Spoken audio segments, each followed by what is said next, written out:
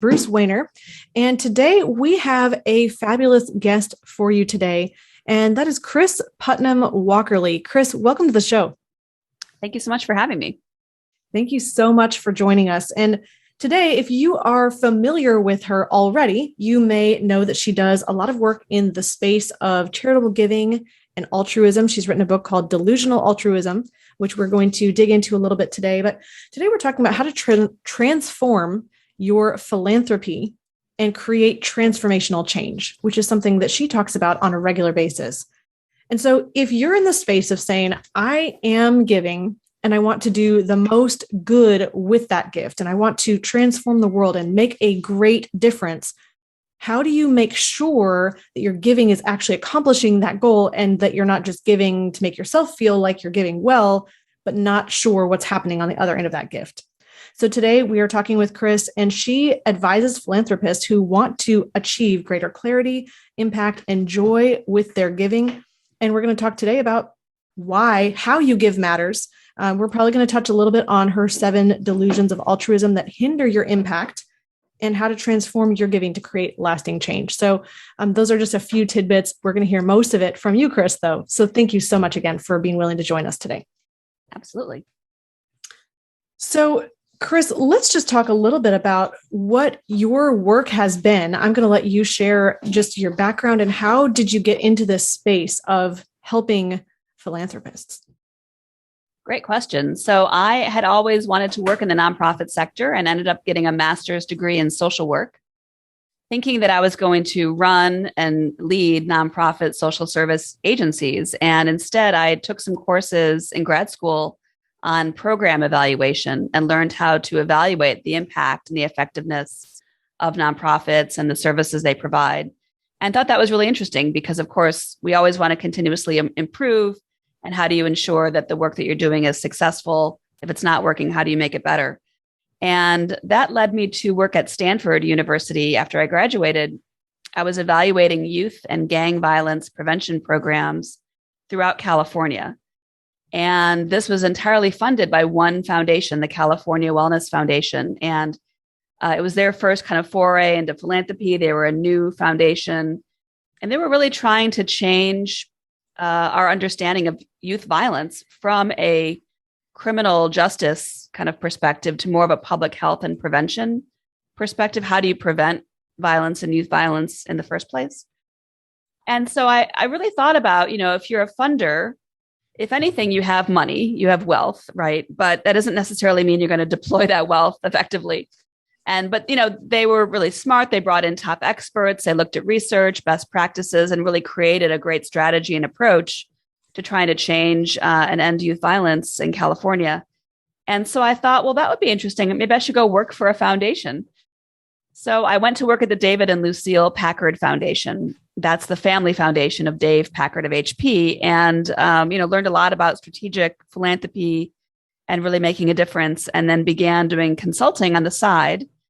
And then was asked to do some consulting by Charles Schwab's Family Foundation. And that led to other opportunities. Learned that I liked consulting and philanthropy. And that launched my consulting career about just over 20 years ago. That's fascinating. And so it's interesting how the path of our life leads us into a unique space, and maybe not necessarily where you thought you were going, but probably even more profound and impactful than you had initially envisioned.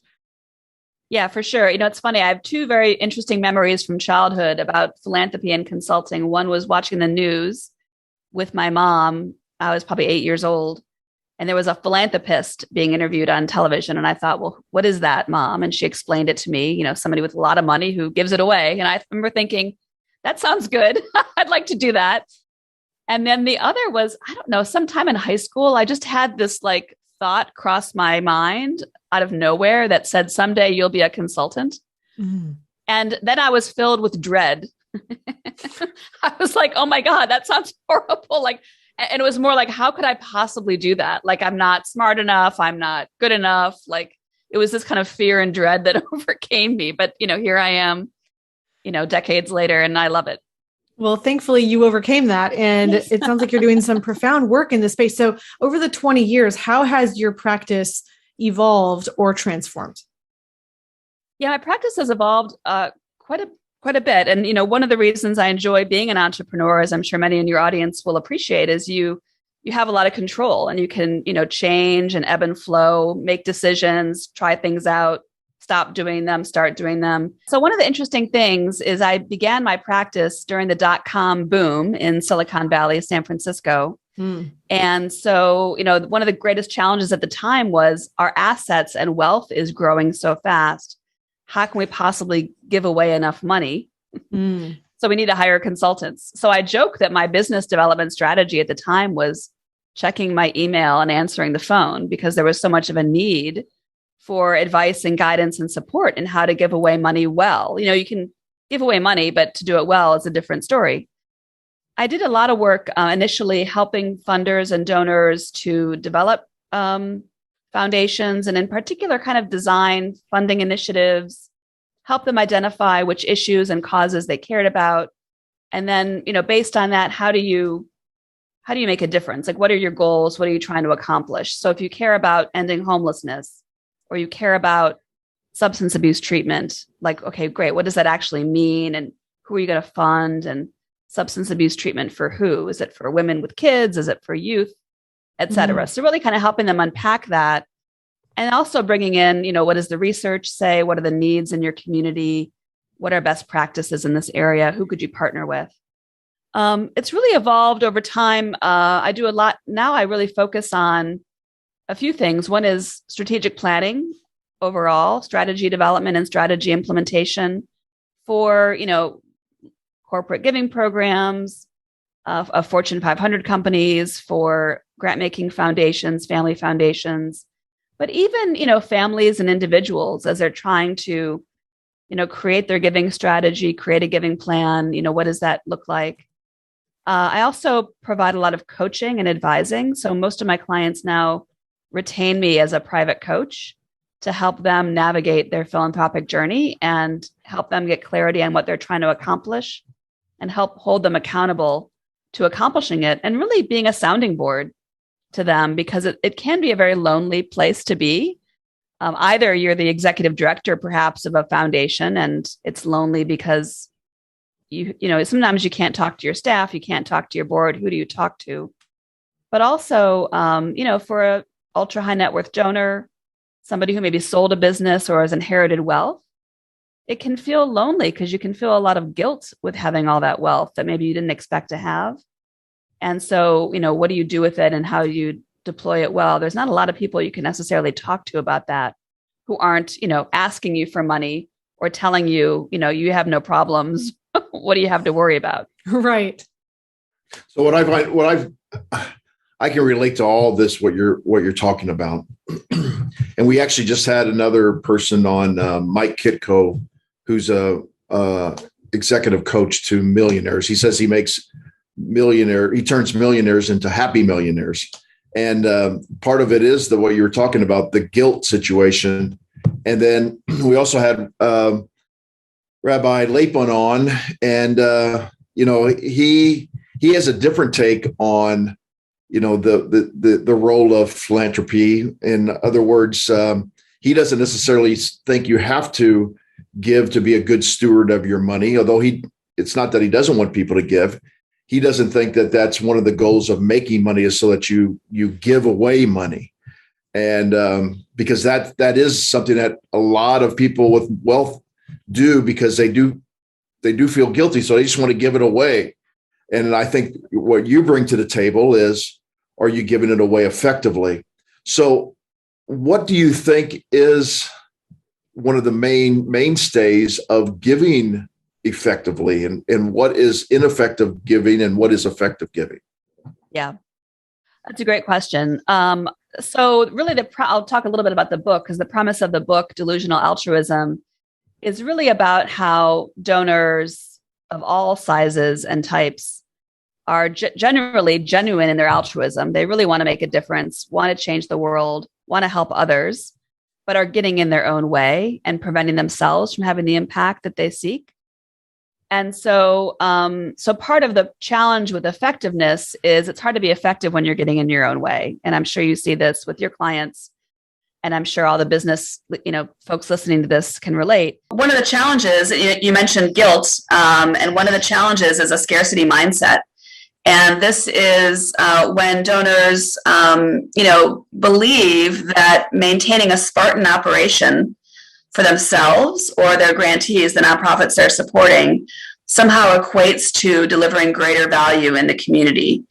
And so by this, I mean, with preventing the investment in yourself as a donor, as a funder, in terms of your learning, getting the support and advice that you need, but also preventing investment in the nonprofit in the sense of believing that the nonprofit should, operate with a shoestring budget. All the money needs to go help people and it shouldn't go to their quote unquote overhead or administration or salaries or fundraising or finance or whatever.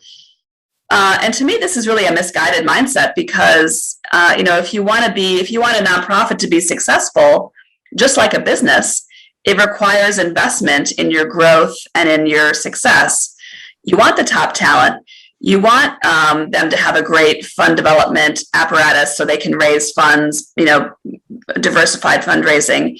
You want them to have a great financial management system, a fabulous board of directors, the ability to evaluate yourself, to make course corrections and make improvements.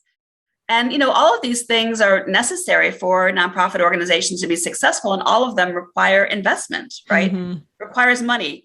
And so I think, to make the greatest difference as a funder, you need to be able to invest in that kind of capacity. And to be the best philanthropist you can be, you need to invest in yourself and your own capacity and learning. And so part of that, I believe, is kind of what I call an abundance mindset. But, guilt is very much related to that because I think a lot of people of wealth, feel guilty. They feel guilty because maybe they inherited the wealth and didn't earn it and therefore don't deserve it. Or maybe they, made more money than they ever thought they'd make in their lifetime, sold a business and, suddenly have wealth and feel guilty that they don't deserve it. And that other, looking at wealth or income inequality. But the problem with that is it really holds funders back from a mindset perspective. It often causes people to shrink, to kind of mask their talent and mask their ability to make a difference in the lives of others. And so to me, it's hard to be effective if you're feeling guilty and you're holding back yourself and you're holding back your investment in the nonprofit organizations that you support.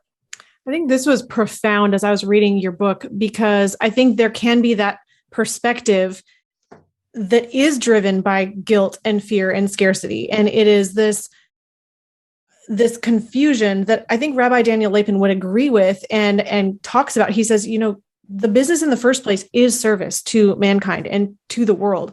And you are not taking money from society. You are giving something that's more valuable. And the exchange of that is that you are profitable. And so the business owner who has created wealth in the first place needs to recognize that they are a tremendous gift to the world and to society just by having their business in the first place.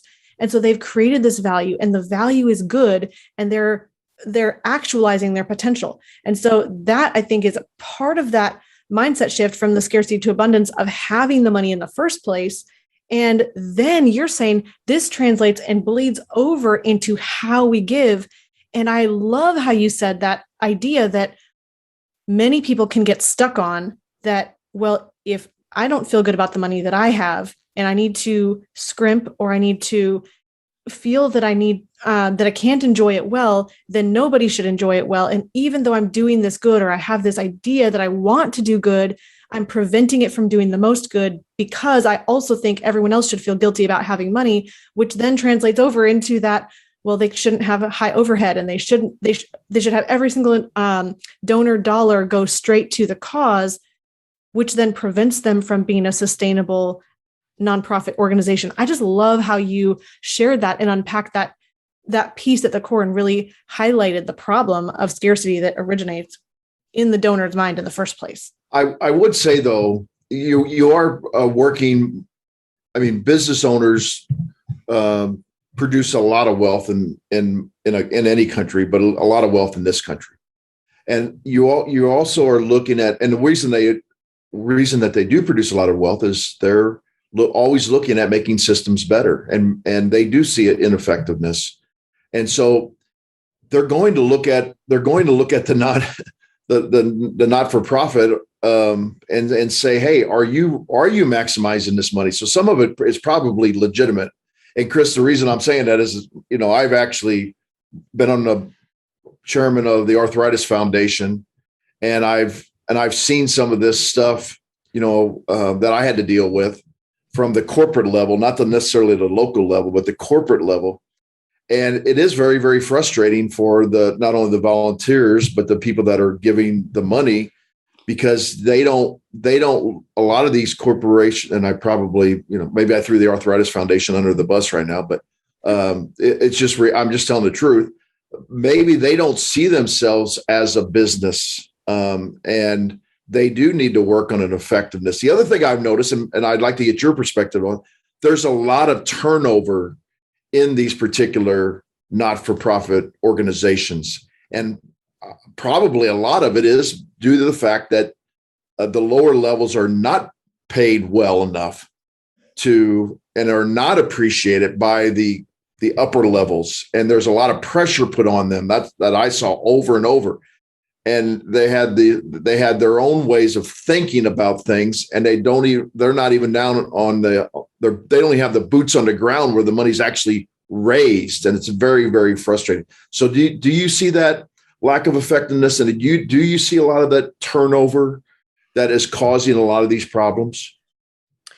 Yeah, there's definitely turnover, especially when you have, as you mentioned, Bruce, if you're not paying your staff well enough, if they're cutting back on any kind of professional development, if there's very poor benefits, I'm working with a nonprofit right now. The leader has been in place for 40 years. He's in his 70s, and there's been no retirement savings. There's nothing. So he's retiring with nothing after like growing a nonprofit organization. And it's kind of the scarcity mindset where he's getting funds for this program and that program and trying to help as many people as he can, but, not investing in himself and the organization, and the funders that are funding him are not supporting him to do that either. And it's a challenge, it's a challenge because, as any business owner knows, staff turnover is expensive, and estimates vary, but let's just say it's at least the cost of the salary of the person to hire the next person, in terms of low productivity in the organization, in terms of morale, in terms of actually searching, in terms of the burden of that person who's now left, all of their job gets dumped on other people, all of that, right? And so it's expensive, and it makes it hard to recruit people into the nonprofit sector, kind of that pipeline, because if we're not going to invest in the appropriate salaries and the capacity of these organizations to be successful. And to me, I think it's just like a business owner. I mean, it's funny, my grandparents started a charitable trust, and so it's very small. And now the cousins which is my level of the family, the generations are in charge. And so every year we get together and figure out how to give it away. And one of my cousins is a entrepreneur, and he had the same kind of reaction to a nonprofit. Well, let's give all the money. One of the great things about this nonprofit, he said, is, 99 cents of every dollar goes to help the people, and only 1 cent goes for overhead. And I said, Bob, my cousin, is that how you invest in your business? Do you only allow 1 cent of every dollar to go to pay your staff salaries, to go to pay for your own business development, improvements in technology, improvements in equipment? And then he laughed, because of course not, And so, why are we asking a nonprofit who's, trying to save people's lives? Why are you asking them to do the same thing? And so, yeah, I don't know that staff turnover is higher in the nonprofit sector than it is in the for-profit sector, but it certainly is an issue. I think that's just very, very fascinating. The idea that we should treat a nonprofit, or mentally have a construct of a nonprofit's financial management within the organization, at least as effectively managed as a for-profit organization. And I think that can even just help us to conceptualize the sustainability of a nonprofit organization, which is specifically intended to serve a cause and to benefit the world specifically. So this is just a fascinating conversation. So let's continue on with kind of going down that path a little bit of what are some of the other ways that philanthropists get in their own way and are not able to achieve that true transformation and change that they're looking for so that they can figure out how to fix those problems and give better. Yeah, well, the second delusion that I mentioned in the book is fear and feeling fearful. And I think fear really is the primary cause of the scarcity mindset. And there's lots of different ways that funders feel fearful, which, might surprise you, again, because you assume that the donor is, wealthy, and with wealth should come, confidence and a lack of fear. But it manifests itself in a lot of different ways. One of them is like a fear of, I say, like being out and about. And by that, I mean like being out in your community. So I talked with one donor who, her husband, like I mentioned before, sold his business, and suddenly they had more money than they ever thought they could possibly have in their life, and became instant, 100 millionaires. And it changed the woman's life. Like it changed her relationship with her husband. It changed her relationship with her friends. It caused her a lot of stress because suddenly people were looking at her differently.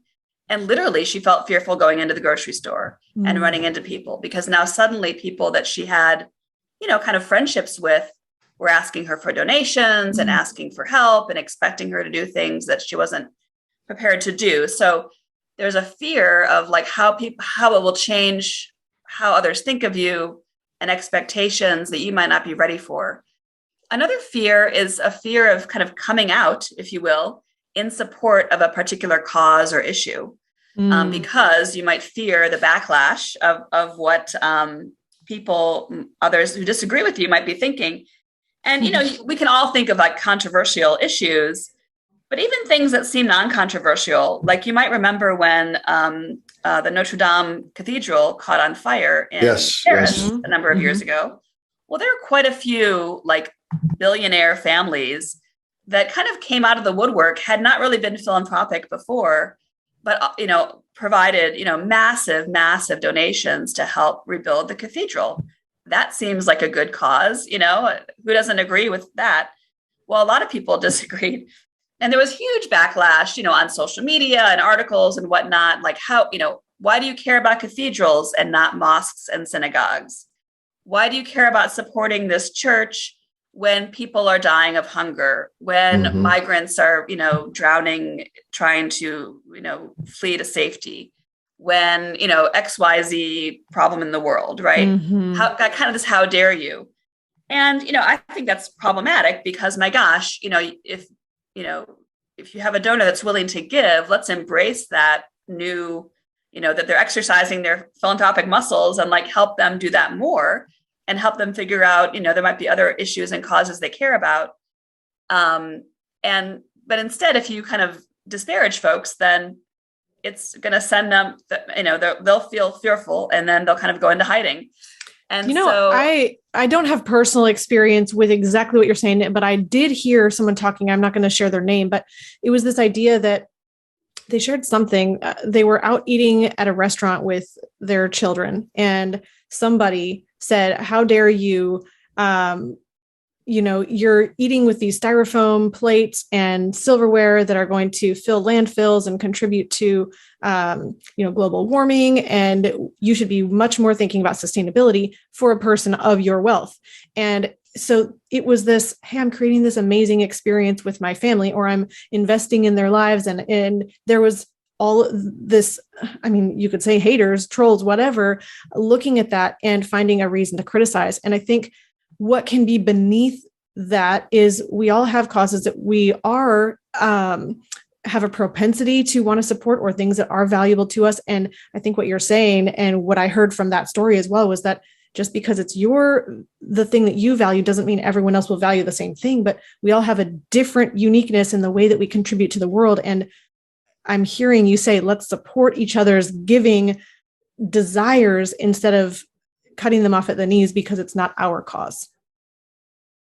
Absolutely. We live in a democracy, so we all have a beautiful right to disagree with each other, which is great. But I think to really disparage people when they're trying to make a difference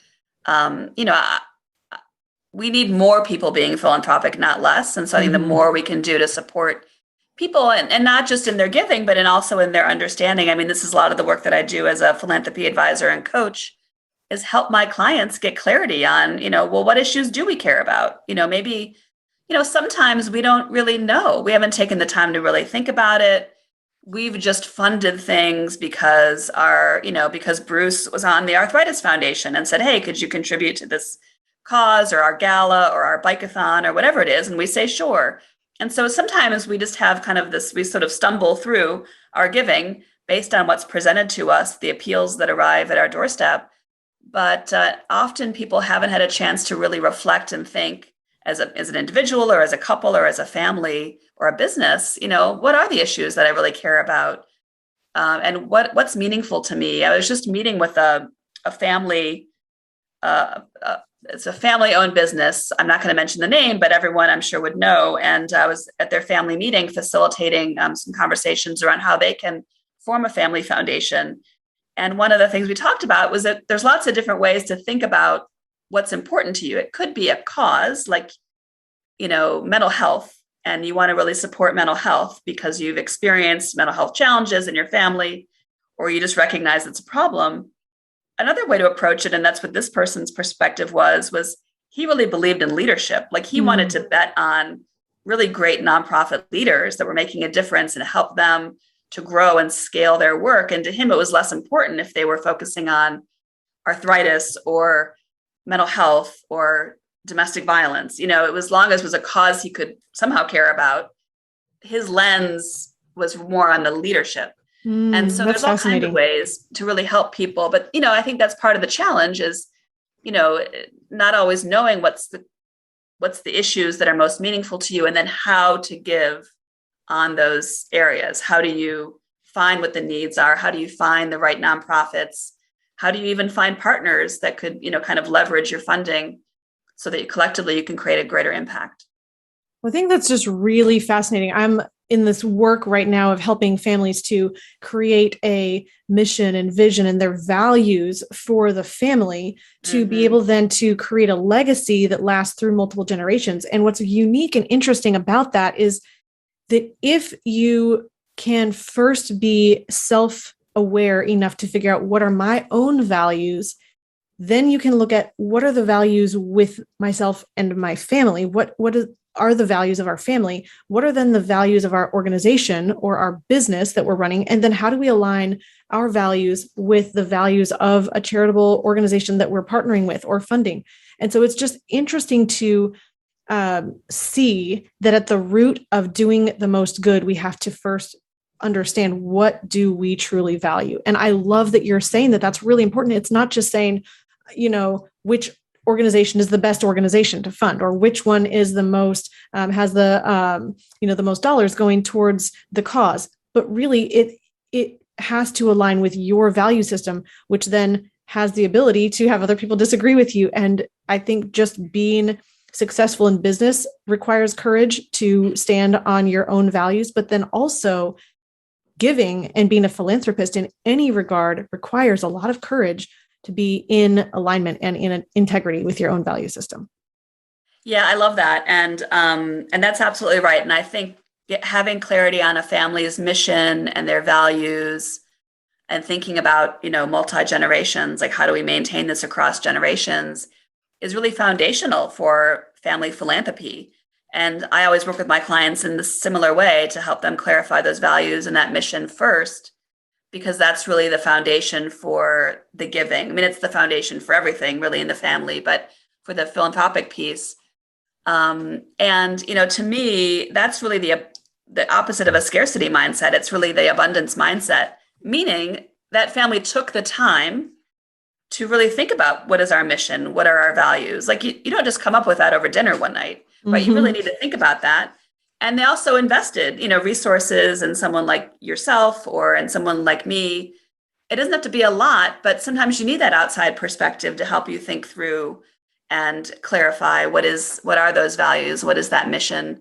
And then what do you do with that? How do you operationalize that? And then to your point, exactly, once you have clarity on that, and you're living in integrity, you're living those values, you're making decisions on those values, then if there are people who disagree with you or criticize you, like if they show up, it's a lot easier to like not worry about them, right? Because you have clarity. This is why we exist as a family. These are our values, and therefore this is why we give, or this is why we've invested this way, or this is why we've made these choices. You understand that, and you're living it. And so it's a lot easier to explain to others, or simply just not even worry about what other people are saying or thinking.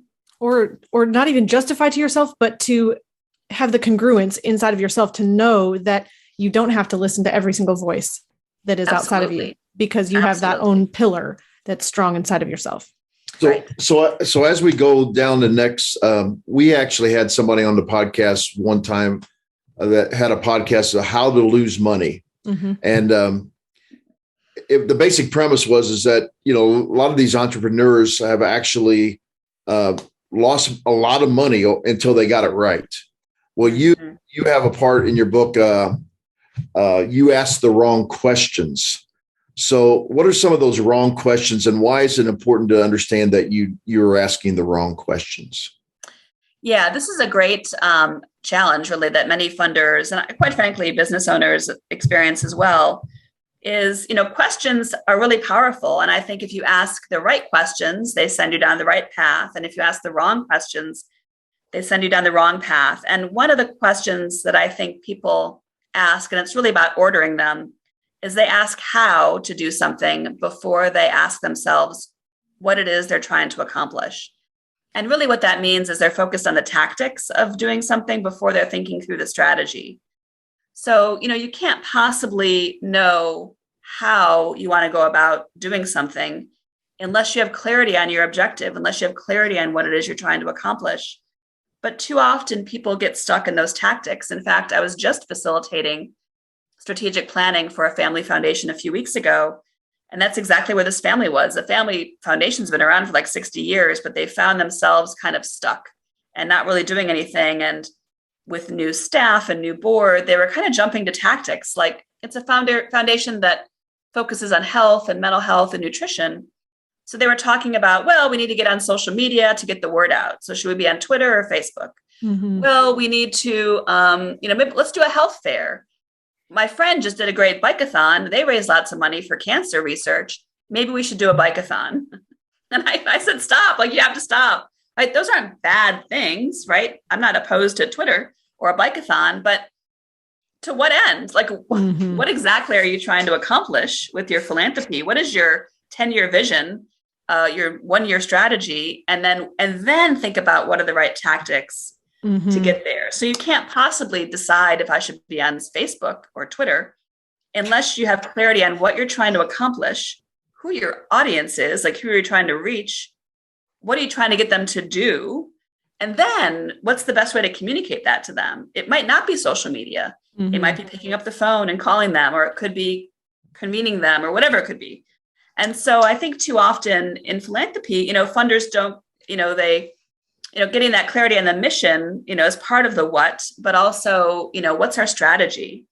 What are we trying to accomplish in the next year, 2, 3 years? And only then look at where you are today, and then how to get from where you are today to where you want to be. What are the 2 or 3 things, those hows, to move you as quickly as possible to where you're going? And to me, that's, getting that out of order is one of the biggest challenges that I see most owners making. I love that you bring that up. And I think that's applicable to every area in business. I mean, I'm sure if you're an entrepreneur right now and you're asking, should I be on Twitter? Should I be on Facebook? Should I do YouTube ads? Those are, again, the wrong questions. You need to really, it's in writing a book. I have experience with this as well as I'm getting ready to release my book. It's in business, and it's in your own family, and it's in your philanthropy. This idea of, what are we wanting to accomplish before the tactics? I'll also even bring this over to the financial sphere, because a lot of times you'll hear in the financial space, oh, I want this stock, or I want to go invest with this particular company. Or I've heard that, real estate is the place to be. So I'm going to go ahead and jump into real estate. And they don't even know which of the 47,000 different ways to invest in real estate that they're interested in. They just say, oh, real estate is the thing. And what's really interesting is that tactics before strategy never works. And I would say even before strategy, we talk about needing principles first and having a principle, which you've already brought that up, this whole having a value system and knowing what you truly believe in. So that would be equatable to the principles. And when that comes to your money, instead of just saying, oh, I hear that I should put my money into a Roth IRA versus a 401k, or I should, start a SEP, or I should have a solo 401k. Instead of thinking about those things, let's back up one step to what are we trying to accomplish? That's we need to understand the strategy first, but we need the principles even before that to say, I want control of my capital.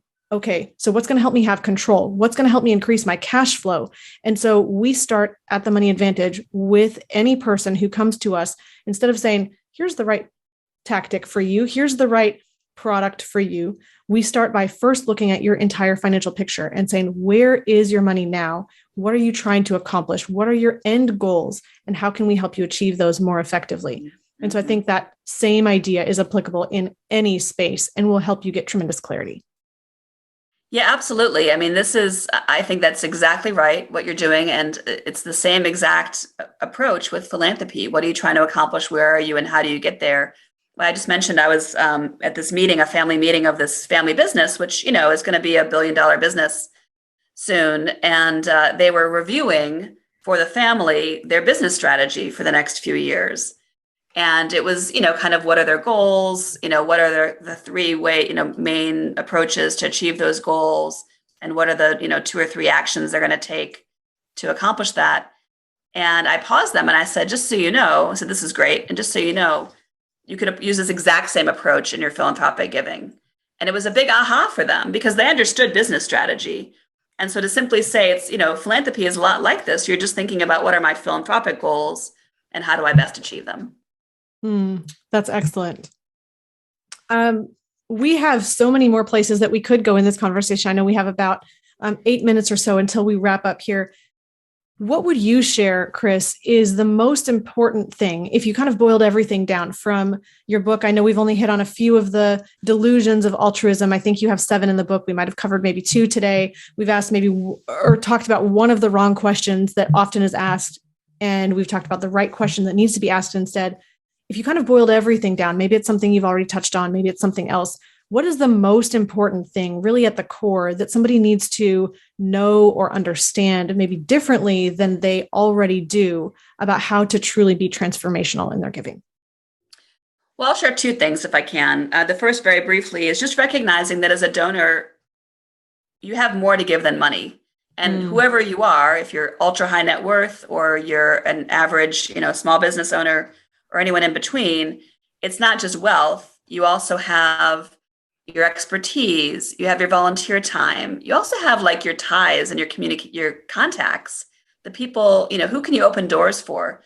I mean, thinking back on when COVID hit and everyone was scrambling to figure out what is a PPP loan and the EIDL and all these things. Well, a lot of nonprofits were scrambling because they didn't really have a banking relationship. They might have had a bank account, but not a banker to talk to, right? And all you had was an 800 number to call. And it was very overwhelming. And some of these groups had, less than 90 days of cash on hand, often less than 30 days of cash on hand. So as a business owner or as a person to be able to work with if you have a nonprofit you're supporting and say, hey, let me introduce you to my banker so you can have a conversation about the PPP, what that means, how you apply, what the risk is, et cetera, et cetera. Like that's huge and it costs nothing. Mm-hmm. So I think just thinking about bringing your whole self is part of being transformational. The second thing I'll say is, and this gets back to strategy, but especially during this time we're living in, it's still the pandemic and there's, in the beginning of this decade, there's been a lot of change and it feels like conditions are continuously changing and we can't predict the future. But the reality is you can never predict the future. The future is always uncertain. And disruption and volatility are kind of our new status quo. This is it. And so to me, and that can be paralyzing for anyone, for a philanthropist, for a business owner, because you think, well, how can I possibly plan ahead for the next year? Because things are going to change so much. What's the point, right? And donors do this too. I'm not going to plan. I'm not going to develop my strategy. I'm not going to give. I'm just going to hang tight till this is all over, right? Well, it's never going to be all over. and it's always going to change. And so to me, it's really having a shift in mindset around strategy and planning. And the mindset shift is, instead of letting that unknown future paralyze you, to really let it free you, because we can never plan for every contingency. So don't try. And instead kind of have the mindset of, yes, create a plan you can count on for maybe the next year. Begin implementing that plan right away.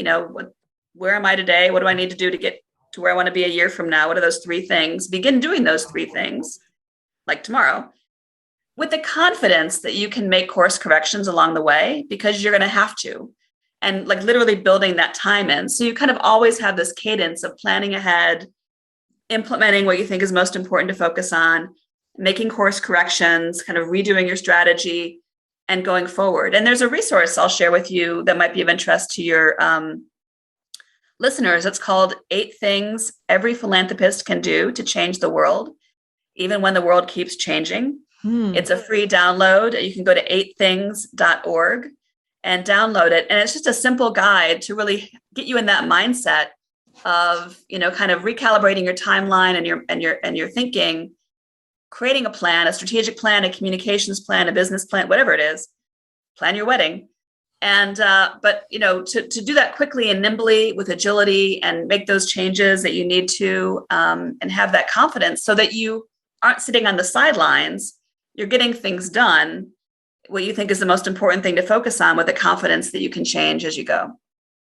Kris, that is beautiful. And I think super applicable to any space as well. So I'm at the end, before we close today, I'll make sure that I get that link again, and then how people can find you. But what I think is really interesting is that you're talking about how to make a difference in a changing world that we can't control.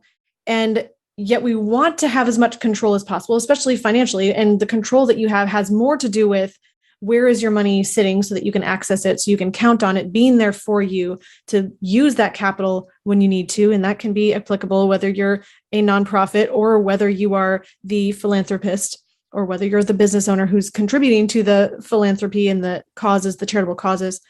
But what's really interesting is that everything does change. And we talk about as well, making sure that somebody has their finances set up so that they're in the best case scenario in the widest range of circumstances.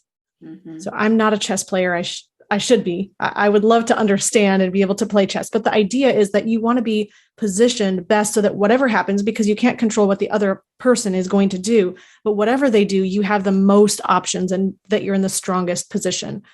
And I think that I'm hearing some connections over into what you're sharing as well, because that allows you to, yes, have an end plan in mind, but you're also incrementally planning along the way and recognizing that you're going to change. You're not just saying, here's my one track that's going to go for the next 50 years, but you're saying, here's where I ultimately want to go, which, Bruce, that's really congruent with what Dan Sullivan talks about, having this long vision. And Bruce, I think you're muted. Having this long vision and then planning incrementally or walking it through step by step. And Bruce, I was actually going to ask you if you could just share kind of how working as a family office model helps our clients to be able to do that, to be prepared in the widest range of circumstances. Yeah, I was just going to say that I was actually thinking of Dan Sullivan too, because Dan says have a 25-year vision, but implement that vision over 90 days, mm-hmm. and that way you can make changes. One of the things that many high wealth individuals, they do participate in what's called a family office. We actually try to do a family office model, and a model simply meaning that we provide the same type of resources to each and every one of our clients that don't have quite enough net worth to have their own personal family office. And what this allows people to do is make sure nothing slips through the cracks, because for every dollar they can save, it's another dollar that they can invest or give away into the future. And the other thing that we provide is legacy planning, to actually make sure that, you were talking, Kris, earlier, that scarcity mindset, like, well, if I'm giving and it doesn't go well, then all of a sudden now part of my wealth is poof, it's gone forever. So one of the ways we try to alleviate that is having a safety net of well-designed, specially designed life insurance contracts that can actually refill the buckets back up in case things don't go well. And all these give individuals a sense of a security that not only can I not make a mistake and I can fill the bucket back up, but if the foundation or the charity is patient, they will get even more donations into the future. And this is the part I've noticed with foundations and charities, that they say, well, no, I need all that money now. I don't want them to be putting any money into well-designed life insurance contracts that can go into the future. But actually, if you do well-designed ones, you can actually have part of that as a contribution from the cash value and then get more later on. So this is a concept that is what I've noticed is very lost in the translation with a lot of these foundations and charities. So the family office model is really, really helpful to try to make sure everybody's successful. Well, that seems so important too, because we can't predict the future, we don't know what crises and issues are going to be coming down the pike. And so to have that consistent funding and that funding over time is really important, so that, not just some initial funding now, but initial support down the road, because there's going to be other problems and issues and challenges and opportunities that nonprofits are going to need resources for. And I think that just ties into having that long range vision as well. And now I just realized that I blew past our timeline here. So we are going to go ahead and wrap up. Before we do, Kris, how can our listeners find you, get your book? And I'll just share quickly as well, again, that 8things.org, but tell them how they can find you directly and your book. Yeah, well, they can find me directly either at 8things.org. That will link to my website as well. So that's, again, downloading that free guide, 8 Things Every Philanthropist Can Do to Change the World, even when the world keeps changing. And the book is at delusionalaltruism.com.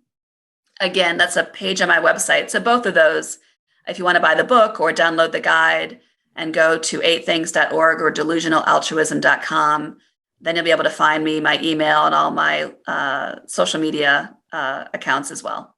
Excellent. Well, Kris, this has been a fascinating conversation today. Thank you so much for joining us here at The Money Advantage. And we really look forward to just helping, just seeing where this goes in the future and just seeing how we can continue to partner and share ideas together. I think this is just fabulous for our audience. So thank you so much, if you're listening, for being on the show and for tuning in today. And I will tell you in closing, as we always do, remember, success leaves clues. So model the successful few, not the crowd, and build a life and business